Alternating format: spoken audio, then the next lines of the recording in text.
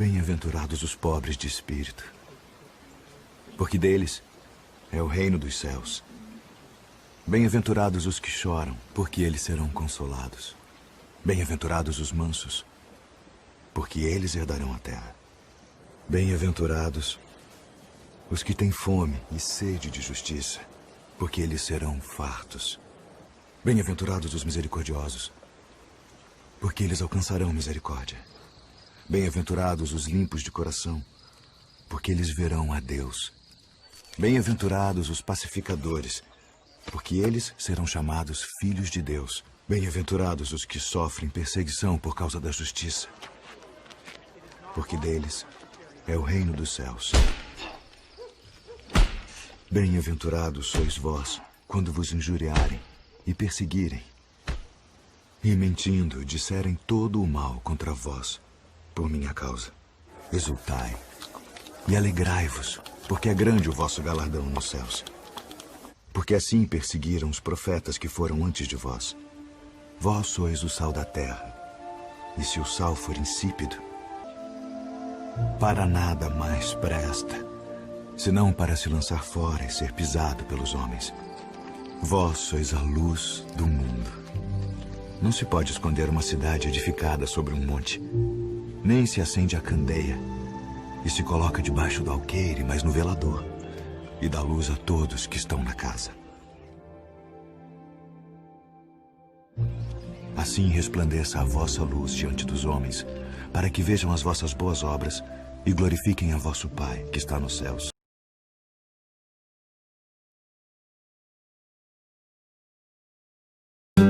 Passamos a apresentar Diocese em Evangelização.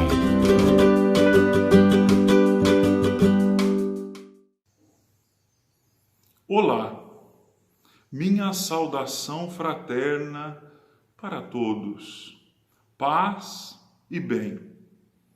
Continuemos nossa singela reflexão, trilhando o caminho das bem-aventuranças. Hoje vamos refletir sobre o verso 6 do 5º capítulo de Mateus. Bem-aventurados, felizes, os que têm fome, os que têm sede de justiça, porque serão saciados. Nossa reflexão de hoje será dividida em 3 partes. A primeira, a fome e a sede de justiça. A segunda parte, o conceito de justiça presente na bem-aventurança. E a terceira parte conclusiva, a atualidade desta bem-aventurança. Fome e sede são metáforas. São uma forma de comparação, uma forma de expressar nosso desejo intenso e profundo, nossa necessidade profunda. Como, por exemplo, reza o salmista no Salmo 63. Ó Deus, Tu és meu Deus, eu te busco desde a aurora, tem sede de Ti a minha alma. Minha alma tem sede de Ti como terra, sedenta e árida. Então, a fome e a sede são expressões do nosso desejo intenso e profundo, de uma necessidade profunda que o ser humano tem. Necessidade de justiça. Mas será que o ser humano tem fome somente de pão e tem sede somente de água? O profeta Amós responde no capítulo 8. Diz a profecia de Amós: eu enviarei para a terra uma fome, não de pão, uma sede, não de água, mas de ouvir a minha palavra, diz o Senhor. Então, nós temos sede da palavra, da ação, da presença de Deus no meio de nós. Temos sede da justiça. O conceito de justiça presente na bem-aventurança é um conceito que transcende nossas ideias humanas de justiça. Transcende, vai além, até mesmo do conceito de justiça social. Isso fica bem claro em alguns textos do chamado Sermão da Montanha, onde Jesus diz que a vossa justiça supere a justiça dos fariseus e doutores da lei.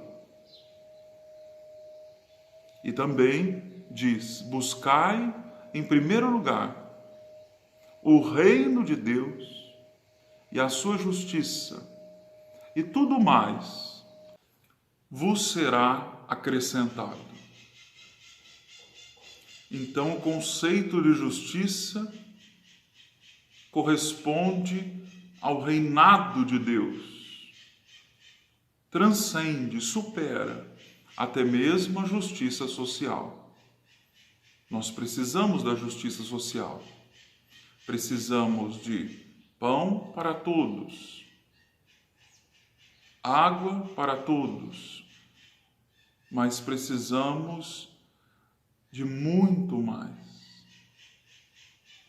É justo que o ser humano tenha pão, é justo que a humanidade tenha água, mas é justo que o ser humano seja também amado, respeitado, valorizado. Feliz, bem-aventurado, quem conserva dentro de si esse desejo profundo que a justiça do reino, que supera todas as expectativas humanas por justiça, aconteça. Que a justiça do reino aconteça. Feliz de quem tem essa sede, de quem conserva essa esperança, de que a justiça do reinado de Deus vai acontecer de uma forma plena, como já está acontecendo no meio de nós, mesmo que ainda não plenamente. A atualidade desta bem-aventurança. Nós vivemos numa cultura em que as pessoas, elas estão se contentando em ficar numa visão superficial de si mesmas, da realidade, uma visão superficial da sociedade. Estão vivendo relacionamentos superficiais. E esta bem-aventurança nos ajuda a redescobrir o que existe de mais profundo, de mais intenso, de mais original dentro de nós, que também é obra de Deus. O desejo de seu reino, o desejo que o seu sonho aconteça, o desejo da justiça verdadeira, que supera a questão do mérito e do direito, o desejo da justiça verdadeira, que acontece com a vitória do amor. Um grande abraço para todos. Fiquem com Deus.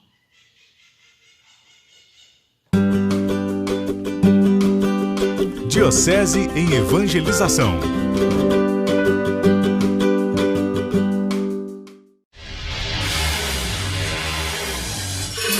Salve, paz e bem, mais um Papo de Padre, obrigado pela sua presença e a sua companhia. Lembrando que estamos numa série buscando a felicidade, sempre a partir das bem-aventuranças de Jesus Cristo, Mateus capítulo 5. E já estamos vamos hoje no nosso 5º e 6º passo. Se você não viu os nossos anteriores, então entra aqui no nosso canal para você ter e mastigar, até que você já tenha visto, mastigar e entender, porque isso é fundamental, gente. É a mensagem de Cristo, do nosso Deus, para nos ensinar a felicidade, tá bom? E lembrando que tudo começa, lembrando que é um degrau, são degraus, é uma escada. Os padres da igreja mostram para nós, assim como também na escada de Jacó, que o caminho da felicidade começamos de baixo e vamos até em cima. Mais uma vez estamos aqui para você, cada um de nós entrar. Água mole, empedradura, tanto basta que fura. Tudo começa como? Primeira bem-aventurança, primeiro passo, a pobreza em espírito. Bem-aventurados os pobres em espírito. Tudo começa por aí, uma dependência total de Deus. Quando eu me torno pobre, automaticamente me torno manso. E aí, depende da versão bíblica, pode ser invertido o 2º e o 3º degrau. A mansidão faz com que eu possa então chorar pelos meus pecados ou ainda por aquilo que eu devo ser. Nossa, eu não estou longe ainda, eu choro por aquilo que eu devo ser. Mas eu choro, essa aflição desejando querer ser mais.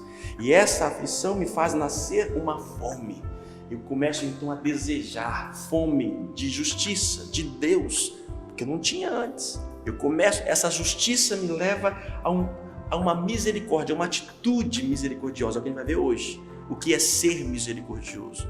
E a misericórdia faz com que o meu coração seja puro. E ao ser puro, meu caro, eu vejo a Deus. Coisa que eu não via. A riqueza do meu coração, o coração rico, te impede de ver a Deus. Mas a pobreza te leva a contemplar Deus. E ainda temos mais 2 degraus para poder refletir. Mas vamos passo a passo.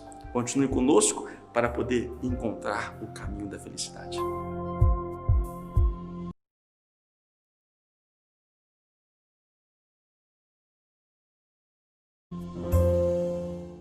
Salve! Chegamos então ao nosso 5º passo, nosso 5º degrau rumo à felicidade. Você é feliz? Confesso que estou buscando e entendendo essa felicidade. Nosso 5º passo é: felizes os misericordiosos, porque encontrarão misericórdia. O que é misericórdia? O que está dizendo Jesus com isso? Isso é muito importante. É o 5º degrau, talvez seja um pouco do ápice da caminhada da felicidade. E conosco aqui mais uma vez, Padre Arthur, meu querido pároco, padre de coração, professor nosso aqui no Estado do Espírito Santo, todos os padres que já formaram esses últimos quantos anos? Tem bastante mais tempo. de 30. Formado doutor em Bíblia, por isso é importante esse conhecimento, isso é fundamental. Nós já falamos no passado que é o Sermão da Montanha, a mensagem importante de Jesus Cristo, é o cerne da mensagem de Cristo, é o Sermão da Montanha e dentro as bem-aventuranças. O caminho da felicidade passa por aí. Padre, o que é misericórdia? Felizes os misericordiosos, porque alcançarão misericórdia. No mundo bíblico. Talvez o melhor conceito de misericórdia seja aquele dado pelos rabinos de Israel. Eles dizem: misericórdia é o outro nome de Deus.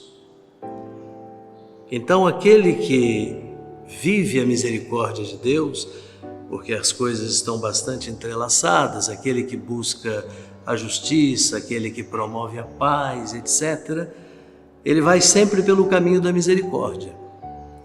A misericórdia, portanto, é uma forma de se viver a plenitude da realidade de Deus na nossa vida. Quando lá, ainda dentro do Sermão da Montanha, Jesus diz: brilhe a vossa luz diante dos homens, para que eles, vendo as vossas boas obras, e aí nós nos lembramos das obras de misericórdia, eles então possam louvar ao Pai que está nos céus. Misericordioso é um atributo na Bíblia a Deus. A Deus, pertence a Deus. Pertence a Deus. Como é que então coloca-se que o homem, sendo misericordioso, ele traz para o homem uma atividade, um atributo divino? é o que por alguns padres da igreja fala da divinização do ser humano. Jesus veio ao mundo para divinizar o ser humano. Então, feliz o misericordioso, que é um atributo divino. Então, como é que eu posso, uma atitude divina, ser em mim? Uma figura de linguagem que se chama o Mysterium Lunae, o mistério da lua. No sentido de que a lua, ela não tem luz própria, mas ela ilumina a noite. Mas ela ilumina a noite refletindo a luz do sol. Assim também nós refletimos a misericórdia de Deus, mas nós não somos a misericórdia. Ele é a fonte da misericórdia. Né? Mesmo a santidade. Kadosh, isto é, santo, é Deus. Quando nós falamos nos santos da igreja, quem são os santos da igreja? Em primeiro lugar, deveremos ser nós. É verdade que o apóstolo Paulo, nas suas cartas, chamava os cristãos das comunidades de santos. Mas que santidade é essa? É o reflexo da santidade de Deus que deve brilhar em nós.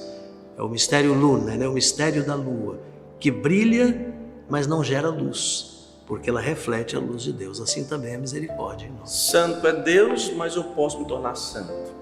Filho de Deus é um só, mas eu me torno filho. Em Cristo Jesus. Filho, misericordioso é só Deus, mas eu posso me tornar misericordioso, refletindo essa misericórdia onde? Nas minhas boas obras. Sobretudo na caridade. É por isso que Paulo, e aqui Paulo é importante para nós, lá na primeira carta aos Coríntios, no capítulo 13, que é um texto tão querido, né? Todos gostam muito desse texto, quando ele fala, tudo passa, a fé passa, a esperança passa, mas a caridade, ela não passará jamais. O que é a caridade? A caridade é o amor vivido na misericórdia. E o padre Gregório de Nissa fala, assim como São Paulo nos aconselha a aspirar os dons superiores maiores, devemos então aspirar a ser maior, que é através da misericórdia. E o Gregório ainda fala que a misericórdia é algo mais, é uma intensificação do amor. É um amor levado à plenitude. E ele tem uma significação, um significado interessante. Se quiser explicar a misericórdia com uma definição, é uma dor voluntária que nasce pelos males dos outros. O coração de Deus é aquele que, como já diz no Êxodo, né? Eu ouvi o clamor do meu povo e desci e venho até o encontro desse povo, né? Exato. Então, esse misericordioso é sair de si e ao encontro do outro. E você tocou aí na palavra caminho, né? Lá em grego, no Novo Testamento, é chamado Rhodos, o caminho, que inclusive foi o primeiro nome da igreja. A igreja, primeiramente, não se chamava cristã e nem católica, ela se chamava Rhodos, o caminho. Atos dos Apóstolos, capítulo 11, diz que mais tarde é que os cristãos lá em Antioquia foram chamados pela primeira vez de cristãos, mas antes era o caminho. E você tocou nesse assunto, né, a partir de São Gregório de Nissa, né? São Gregório de Nissa. E São Paulo aqui mais uma vez entra, porque na primeira carta aos Coríntios, antes de falar da caridade, terminando lá o capítulo 12, onde São Paulo ele mostra os dons de Deus, né? Os carismas de Deus. Ele fala de todos aqueles carismas da oração, falar em línguas, cura e etc, profecia. E aí no finalzinho do capítulo 12 ele diz assim, agora eu vou indicar a vocês um caminho que é superior a todos. Ainda que eu falasse as línguas dos homens, para chegar à caridade, que é a expressão, digamos, material da misericórdia. Nós estamos à busca da felicidade, que segundo os padres da igreja, ele é um itinerário, são degraus, são uma escada que vamos subindo passo por passo. Tudo começou como? Primeira atitude, ter a pobreza de coração. Nós já falamos sobre isso, procura lá para poder conhecer. Quando eu me torno pobre, eu ali então chego ao nível da mansidão. Fala nisso, padre, depende da versão, né? Alguns da segundo degrau é o aflito, e o terceiro depende da versão. Isso, né? Então, o segundo degrau eu vou ter, depois que eu me torno pobre diante de Deus, eu então encontro a mansidão, quase com o atributo da paciência. Depois eu então começo a chorar pelos meus pecados e por aquilo que eu deveria ser. Poxa, eu deveria ser isso, ainda não sou. E nasce em mim uma fome e um desejo, uma fome e sede de Deus. de justiça, uma fome de Deus. E essa justiça me faz saciar e faz com que o meu coração se torne misericordioso. É isso mesmo. É isso aí. A palavra que você usou, ela é de uma importância muito grande para a fé cristã, que é a palavra caminho, né? Você vai fazendo um caminho. É um caminho que começa com o reconhecimento de uma pobreza espiritual, que se entrega totalmente nas mãos de Deus, até chegar àquele momento que é o momento de vivenciar. Onde é que eu vivencio isso? Na misericórdia. O senhor falou aí dos reflexos, né? Gregório fala, como de fato os espelhos fiéis mostram os reflexos dos vultos, assim como são, felizes para as pessoas felizes, tristes pelos descontentes, e ninguém acusaria a natureza pelo espelho se aparecesse a imagem sombria refletida de quem se olha com o visual. Ou seja, se eu estou feliz e olho no espelho, vai refletir a felicidade. Se eu estou triste, vai refletir a tristeza. E se eu sou misericordioso, vai refletir a misericórdia. Então, olhando para o espelho, vai refletir. Nós somos reflexos, né? Deste espelho, e vou alcançar a misericórdia, que é uma dor voluntária que nasce pela dor dos outros, mas também de si. Você começa a se tornar misericórdia, você tem dó de você mesmo. Poxa! É por isso que a misericórdia, ela tem muito a ver, né? A misericórdia, a hesed em hebraico, ela tem muito a ver com a compaixão, que é o sentir com o outro. Isso é de uma importância grandíssima, né? A compaixão. Então, é verdade que no hebraico, né, a compaixão, ela é muito próxima, as duas palavras são muito próximas, a palavra compaixão e a palavra ventre materno. De tal forma que, ao falar em compaixão, é como se a pessoa sentisse aquilo que a mãe sente pelo filho que traz no ventre materno. Quando se diz que Deus é compassivo, Deus tem compaixão, quer dizer, Ele sente, é algo que está nas entranhas, não é? Ele sente por nós compaixão, Ele sente por nós aquilo que a mãe sente pelo filho que está no seu ventre. E o feliz é o misericordioso, que então sente compaixão pelo outro. E aí ele alcança também a misericórdia de Deus, que também sente a sua dor. Ele alcança a misericórdia no sentido de que ele entende o significado da misericórdia, que não é ter pena. A misericórdia e a compaixão significa envolver-se com o outro. E tanto isso é verdade que no Evangelho, quando Jesus fala sobre Deus, tem lá uma das citações em que ele diz: ainda que uma mãe pudesse esquecer o fruto do seu ventre, Isaías 49, Deus jamais se esqueceria de nós. Ele cita, né?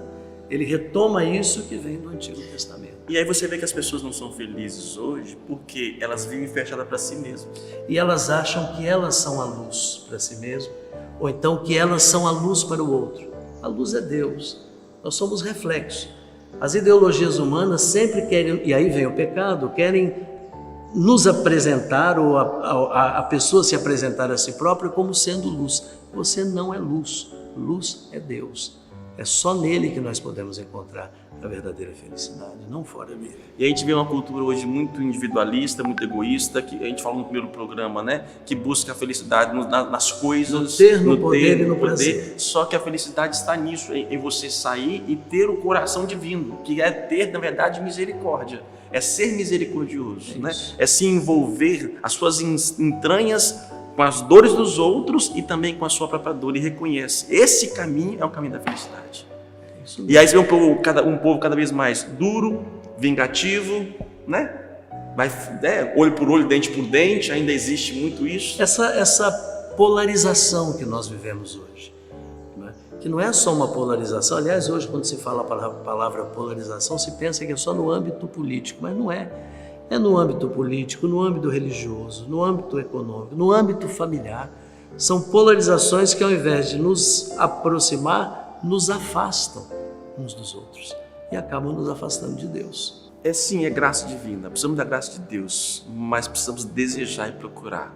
Deus vai movendo no nosso coração. Mas não acaba não. A gente continua ainda hoje no nosso 6º degrau. Vamos lá?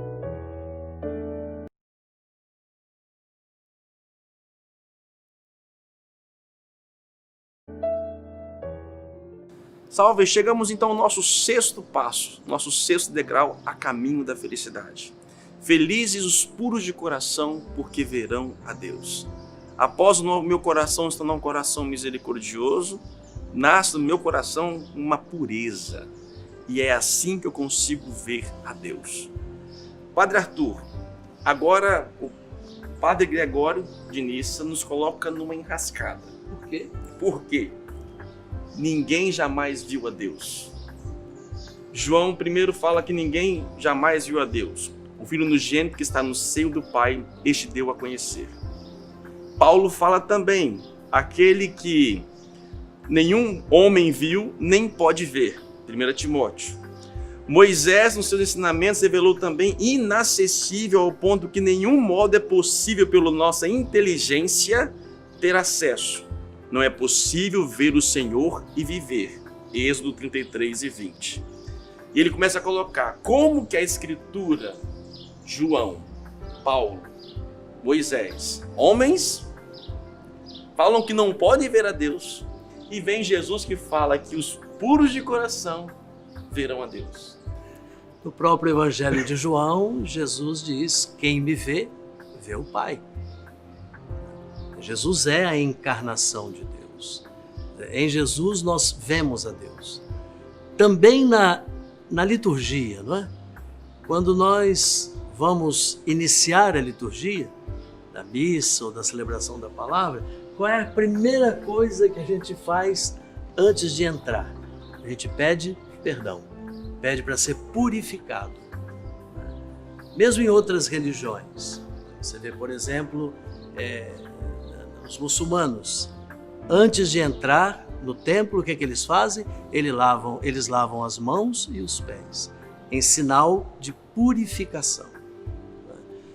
Os puros, o Roi Karpoi, quer dizer, os puros que veem a Deus, são aqueles que de tal forma eles procuram tirar da sua vida tudo aquilo que impede de ver a Deus. E o que impede de ver a Deus? A não misericórdia. Aí eu volto de novo a Mateus, lá onde Jesus diz: para que eles, vendo as vossas boas obras, possam louvar o Pai que está nos céus. Existe também uma diferença entre simplesmente ver e contemplar. Você que é o homem dos Santos Padres, sabe que Santo Agostinho, quando ele fala lá dessa bem-aventurança, ele diz uma coisa que é interessantíssima e que vai até nos reportar àquela bem-aventurança anterior. Santo Agostinho diz assim, que não se trata só de ver a Deus, mas os puros de coração, eles fazem o outro ver Deus em mim. No sentido em que eu reflito Deus à medida em que a pureza, e aí eu ligo essa pureza àquelas boas obras da palavra de Jesus, né? À medida em que isso se torna forte em mim, os outros são capazes de, a partir de mim, contemplar a Deus. Como Jesus, que era o homem perfeito, ele, quem me vê, vê o Pai. É por aí, também São Gregório Nissa. Muitos são os modos de tal compreensão. É de fato possível, através da sabedoria que se manifesta no universo, ver por conjectura aquele que fez tudo com sabedoria. Como também nos trabalhos manuais realizados pelos homens, se vê em certo modo como a mente, o artista da criação que nos está de frente, porque ele pôs na obra a sua arte. Mas se vê não a natureza do artista, bem sim somente o conhecimento da arte que o artífice pôs na obra. É como se eu coloco uma obra de arte e vejo essa obra de arte, eu contemplo a obra de arte, mas também atrás da obra de arte nós temos ali o próprio artista. Eu vejo o artista, eu vejo através da sua obra. Assim também eu consigo, por conjectura, ver a Deus, que ele dá um exemplo que ver é um pouco do sinônimo de ter. Eu vou tendo Deus. E o que é ter Deus? São atitudes eternas. A bondade, a própria eternidade, o amor. Então a pureza do coração me faz ter Deus. Me faz realmente a possuir essa capacidade que é o próprio Deus. Aí você vê porque, justamente em razão disso, Paulo, lá na carta aos Romanos, no capítulo 1, versículos 17 seguintes, ele diz: referindo-se à sabedoria grega, ele diz: eles não têm desculpas, porque a sua glória, o seu poder, a sua bondade, todas estas coisas estão inscritas nas obras da criação. Por isso eles não têm desculpas de colocar a criatura no lugar do Criador. Porque por detrás de tudo isso está quem? Aquele que fez tudo isso. Esse texto, como nós sabemos, ele é um texto da chamada revelação, a revelação de Deus, a revelação natural. Paulo diz que as obras da natureza revelam quem é Deus. Só que você pode cair num pecado, você pode ver contemplar a natureza. O panteísmo é isso, né?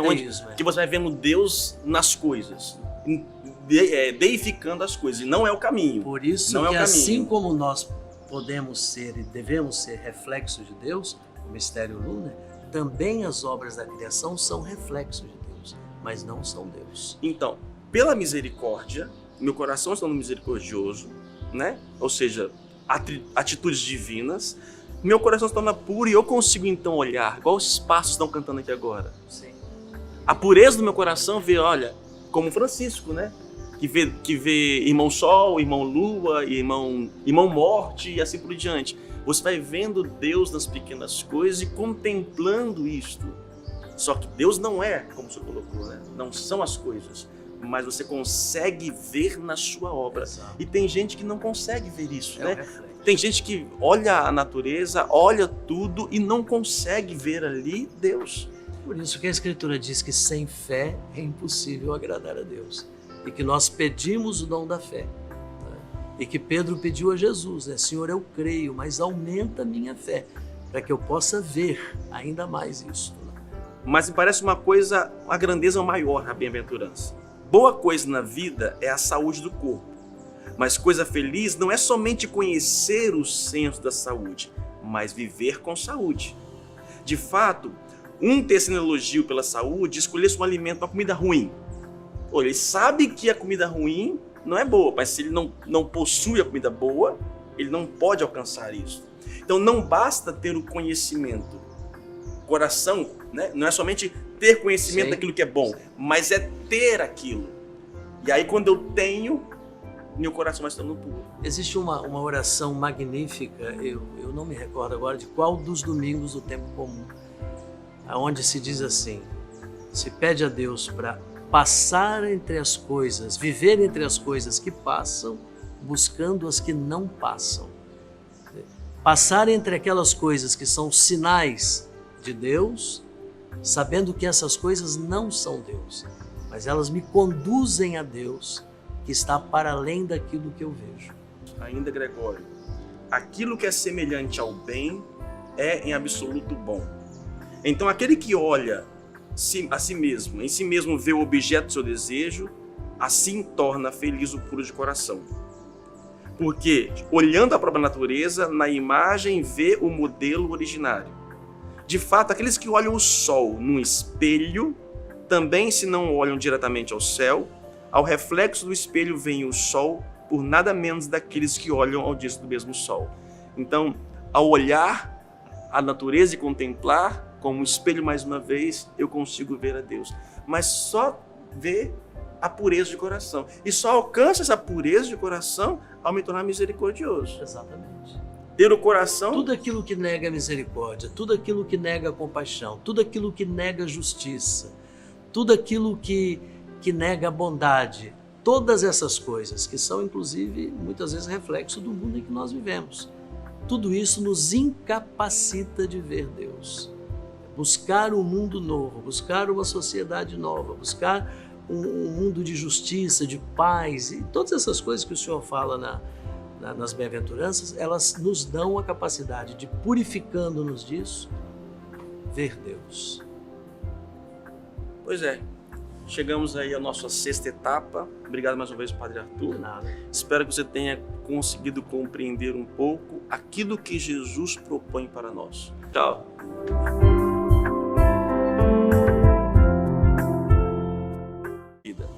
E vimos nessa caminhada que a felicidade é um caminho. São degraus que vamos subindo passo a passo. E chegamos nos nossos últimos 2 degraus. Felizes os que promovem a paz, porque serão chamados filhos de Deus. E temos ainda, felizes os que são perseguidos por causa da justiça, porque deles é o reino dos céus. Que paz é essa? O que nos oferece? E que reino é esse que vamos mergulhar cada vez mais? Você é feliz? Ele mostra o caminho. Vamos lá.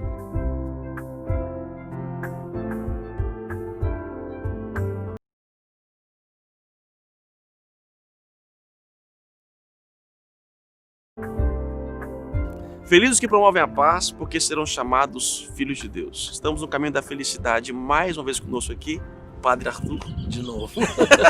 Não, mas uma alegria muito grande, Padre. Um doutor em Bíblia, conhecedor, e não tinha alguém melhor para nós aqui nos aprofundar, né? Aprofundarmos nessa realidade da felicidade, que é um caminho, né, Padre?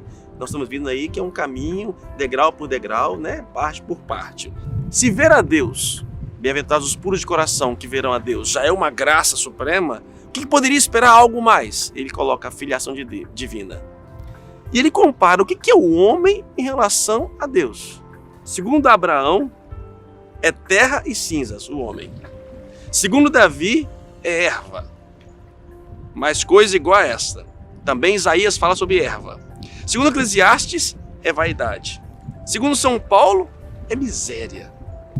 Eu acredito que Jesus tinha diante dos olhos o Salmo número 8, que faz também uma pergunta parecida, né? O que é o homem para que por ele vos preocupeis? O salmista falando com Deus. E depois ele dá a entender que no centro do amor de Deus, apesar da pequenez humana, está o ser humano. Então, ser filho de Deus é uma grandiosidade e é a certeza de que Deus nos tira, nos arranca das nossas misérias, das nossas tristezas. A Escritura diz, é como a erva, a vida humana é como a erva do campo, né? O homem é como a erva do campo que de manhã amanhece viçosa, bonita, mas de tarde já está seca. Essa é a nossa vida. Aliás, a gente tem sempre esses exemplos. Nessa semana mesmo, com a morte desse apresentador, né, da TV, o Gugu, não foi isso? O Gugu Liberato. Quer dizer, um homem que estava lá também na sua plena saúde, estava bem, por um acaso da realidade, uma coisa triste, ele vem a perder a vida. Então, o que é o ser humano? E mesmo assim, nós estamos no centro do amor de Deus. Quanto mais nós buscamos a paz, e a paz então seria a grande shalom, que é muito mais do que paz no sentido humano, né, de fazer a paz, é muito mais do que isso. Então, tornar-se filho de Deus significa buscar a paz e fazer com que essa paz aconteça. Assim como Deus não é aquele que busca nem a guerra, nem a violência, mas é aquele que busca a paz. E falar em paz está muito presente na boca de Jesus Cristo. Eu sempre digo que o primeiro fruto do ressuscitado, quando oferece aos apóstolos, é a paz. E ele fala 3 vezes isso, a paz. Os apóstolos tinham passado por uma dor profunda, abandonados, vendo o seu mestre crucificado, um plano ali projetado e parece frustrado, uma angústia profunda, e vem dizer Jesus, fala o quê? A paz esteja convosco. A paz como o senhor falou, é muito mais do que um transcendental ali, um momento de meditação. É por isso que as pessoas também buscavam Jesus. Elas iam atrás de Jesus, elas queriam tocar Jesus, né? Elas queriam que ele as tocasse, né? E hoje também, muitas vezes, por exemplo, quando se fala nessa expressão missa de cura e libertação, as pessoas vão. Por quê? Porque as pessoas procuram a paz. Todos querem a paz. Quando chega o final do ano, o que é que nós desejamos para o outro? Muita paz nesse ano novo. Todos queremos a paz. À medida em que nós a buscamos e à medida em que nós procuramos construí-la, nós então mostramos o quanto nós somos filhos de Deus. Gregório de Nissa fala o seguinte, parece-me também que a obra em si, pela qual é prometida uma recompensa tão grande, seja um segundo dom. De fato, para gozar dos bens que se procuram na vida, coisa é mais doce para os homens do que a paz. Qualquer prazer que cite entre aqueles que a vida oferece, tem a necessidade da paz, para poder ser doce. Se tivéssemos tudo na vida que é atribuído valor, riqueza, saúde, mulher, filhos, casa, pais, servos, amigos, terra e mar, tudo, mas se não tiver paz, não temos nada. E ele fala assim, felizes os que promovem a paz, que já é um dom, e recebe um dom maior, que é o ser filho de Deus. Ele fala, são dois dons ali colocados, né? Então, promover a paz, agora eu não posso promover aquilo que eu não tenho. Eu queria dar um exemplo muito simples, né? Que é até um exemplo sacramental. É muito comum a gente ouvir das pessoas, por exemplo, depois de uma confissão bem feita dos pecados, a pessoa dizer, eu estou leve, eu estou em paz. Quer dizer, eu encontro a paz quando de fato eu estou nessa sintonia verdadeira com Deus e com os irmãos. Aí eu encontro a paz. Se eu não estou nessa sintonia verdadeira com os irmãos, quando eu digo nessa sintonia verdadeira com os irmãos, é na busca da justiça, da misericórdia, do perdão e todas essas coisas, então eu não estou em paz. Não estando em paz, dificilmente eu irei promover a paz. Entendemos, antes de tudo, o que é a paz. Que coisa é, senão uma atitude de simpatia verso ao próprio semelhante que nasce do amor? Que coisa deve se entender-se como o oposto ao amor? Ódio, ira, furor, inveja, rancor, hipocrisia, a calamidade da guerra. A paz se opõe a cada uma dessas coisas ditas e com a sua chegada determina o desaparecimento do mal. Assim como a saúde faz desaparecer a doença, o aparecer da luz não permanece a treva, assim quando a paz se manifesta, vem menos todas as paixões que têm origem pelo seu uso oposto. Então, é o não ódio, é a não ira, é o não furor, é a não inveja, aquele que promove isso. Agora, vamos voltar à nossa escada, padre, para as pessoas poderem entender. Começamos na atitude de pobreza, de abandono em Deus. Da pobreza, eu começo então a viver a tranquilidade, ser manso. A mansidão faz com que eu choro pelos meus pecados ou por aquilo que deveria ser. Eu reconheço a minha pequenez. Reconheço a minha pequenez. Depois disso eu passo a ter o quê? Fome.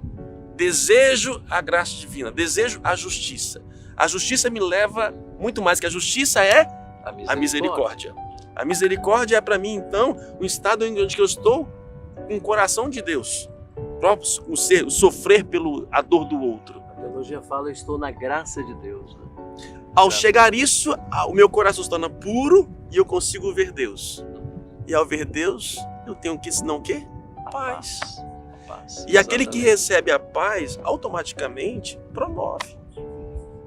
E ao promover a paz, você se torna filho de Deus. Exatamente. Você sai da erva, né? Essa expressão que você usa, eu gosto muito, Padre Anderson, caminho, né? Até porque nós já tivemos a oportunidade de dizer isso aqui. Esse foi o primeiro nome da igreja. Rhodos, o caminho. Antes de se chamar igreja cristã, antes dela ter o nome de igreja católica, o nome de outras igrejas, né, como expressão de cristianismo, de fé em Cristo, o primeiro nome foi o caminho. Rhodos. O livro dos Atos dos Apóstolos recorda isso. Então, esse é o caminho de quê? O caminho da felicidade. Felizes os que promovem a paz. Termina Gregório de Nyssa. Quem são esses? São os imitadores do amor de Deus pelo homem. Aqueles que mostram o caráter próprio da atividade de Deus na própria vida. Fixa como lei também por ti esta ação: expulsar o ódio, abolir a guerra, faz desaparecer a inveja, acaba com a batalha, elimina a hipocrisia, apaga no interior o rancor que cava no coração. O fruto do Espírito, amor, alegria, paz, bondade e paciência, citando Gálatas. Esse é o que promove a paz. E esse que promove toda a paz, que já é um dom, ter a paz já é uma graça divina, você ainda se torna filho de Deus. Embora nós não somos nada, mas nós somos tudo ao mesmo tempo. Nos tornamos herdeiros do Pai. É bonito, né, Padre? Isso é lindo. Né? E essa é a expressão do amor de Deus por nós. Né? Até a própria compreensão do ser imagem e semelhança de Deus. Né? Então nós somos aqui, de certa forma, um reflexo da paz. À medida em que nós somos filhos de Deus, nós refletimos a paz que está em nós. É isso aí. E a gente vai para a nossa última etapa, o nosso último degrau. Fique sintonizado.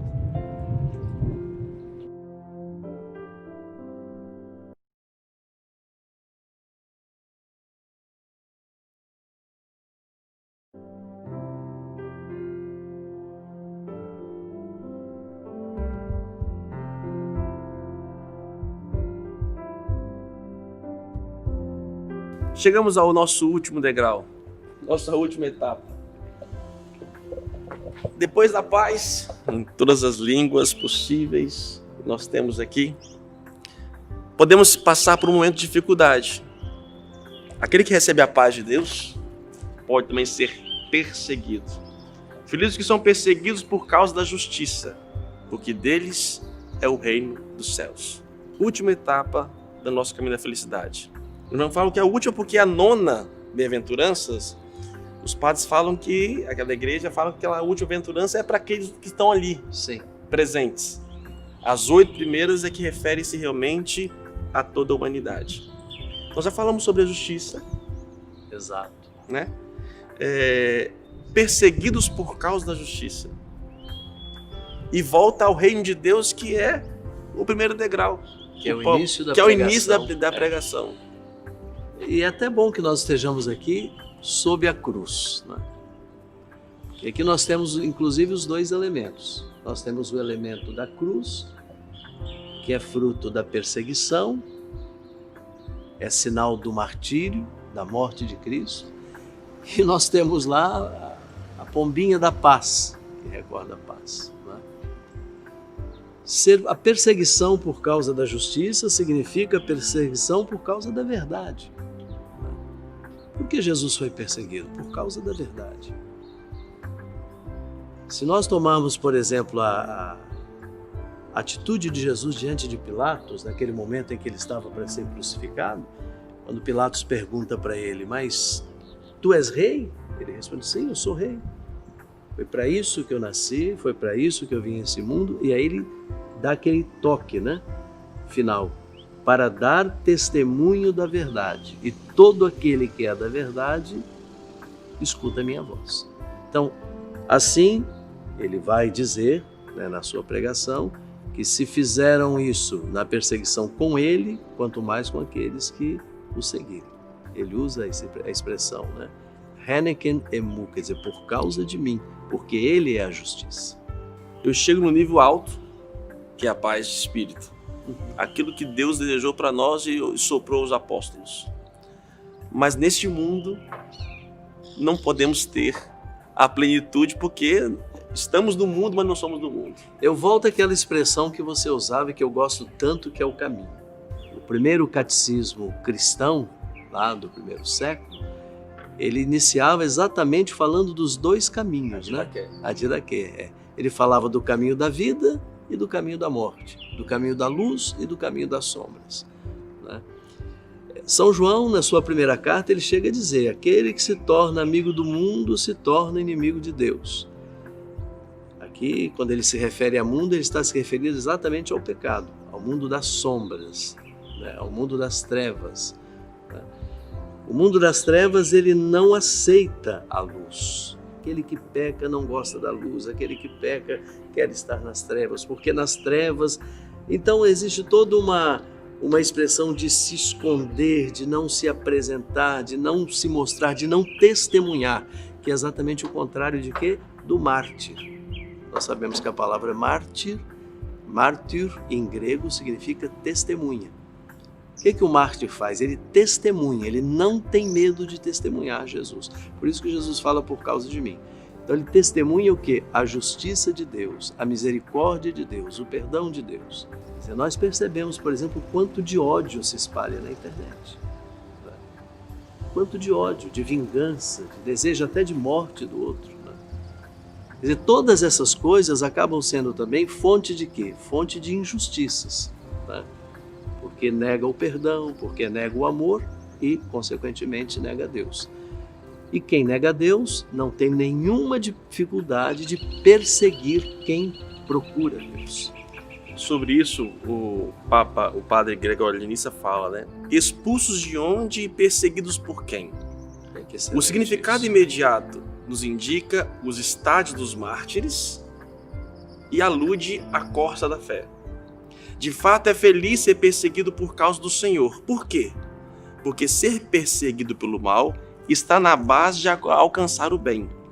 O afastamento do mal torna o ponto de partida para aproximar do bem.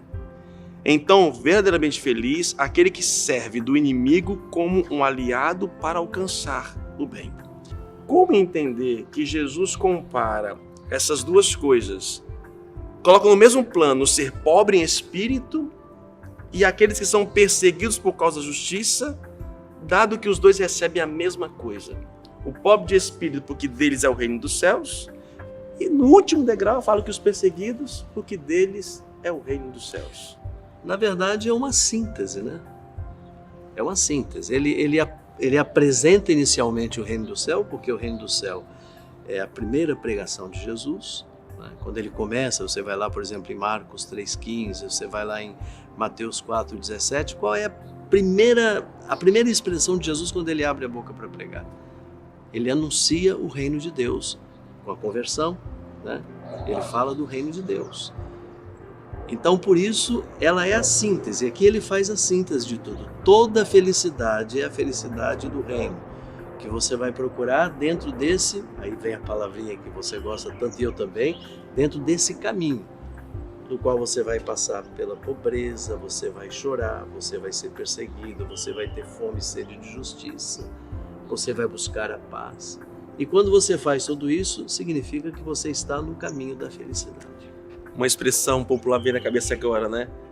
Quanto mais rezo, mais assombração aparece. Quando você chega no nível da paz, querido por Deus, você promove a paz, você começa então, como Jesus Cristo, a questionar o mundo vigente. E você será perseguido. E quando você começa a chegar nesse nível, filho, você está no reino. É a felicidade plena. Exatamente.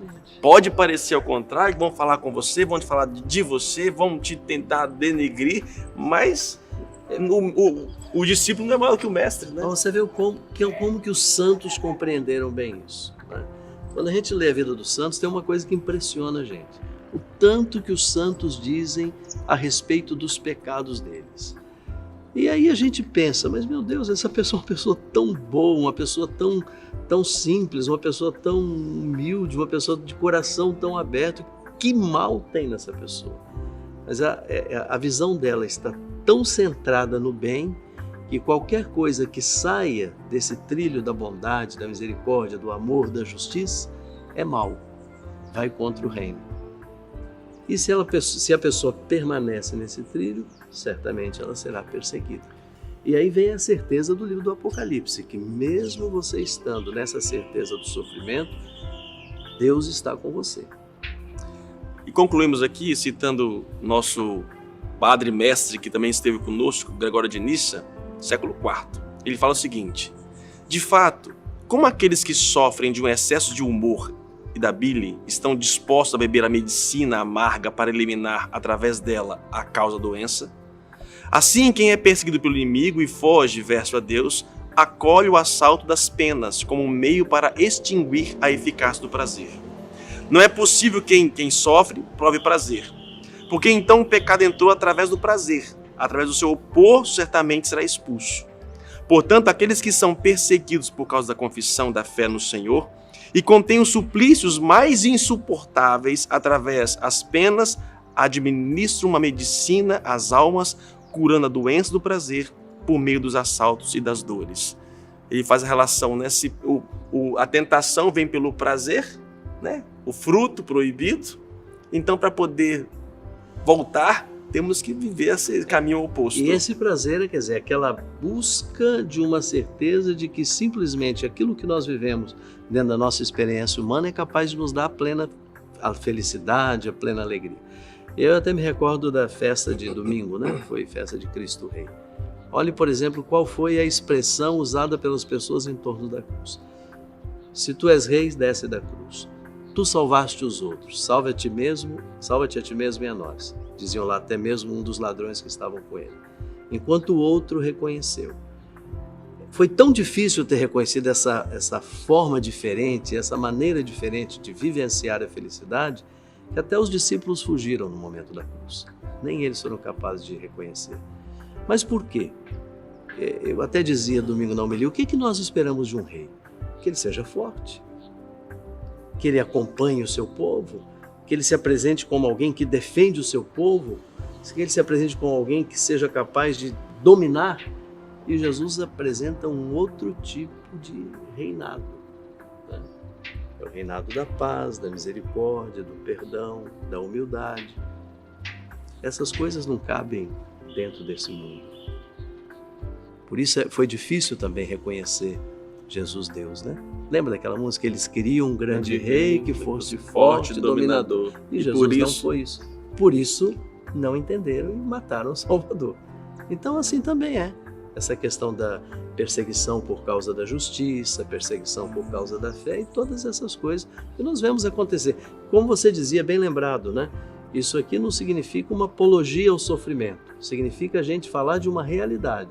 Aqueles que querem seguir a Deus têm que se preparar, a própria Escritura diz, o livro do Eclesiástico fala isso, né, no capítulo 2. Se tu entrares para o serviço de Deus, sofre as demoras. Prepara-te.